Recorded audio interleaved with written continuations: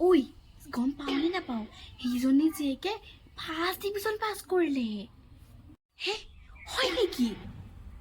মই যে ভবাই নাছিলোঁ সেইজনীয়ে পাছ কৰিব ইমান গাধ সেই গাধ কিহৰ কাৰণে কৈছোঁ জান ই পুৰা দিন মানে এই নিজৰ লগৰকেইটাৰ লগতে ঘূৰি থাকে সেইজনীনো কেনেকৈ পাছ কৰিলে কিবা এটা নিশ্চয় আছে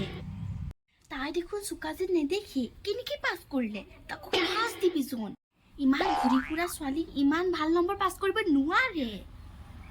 ঐ ইয়াত কিবা এটা আছে যেন পাইছোঁ আমাৰকেইটাক ইমান ফেচিলিটি দি পেলাই সেয়া ছেকেণ্ড ডিভিজনহে ঐ তোৰো ছেকেণ্ড ডিভিজন সেই মোৰো ছেকেণ্ড ডিভিজনেই গ'ল এতিয়া চাবিচোন সেইজনীৰ মাকৰ ইমান লেভেল হ'ব একদম মানে দেখিবলৈ মন নাযায় সেইজনীৰ এনেও লেভেল আৰু এতিয়া বেছিহে বাঢ়ি যাব কিবা এটাতো আছে গম পাইছেনে বাইদেউ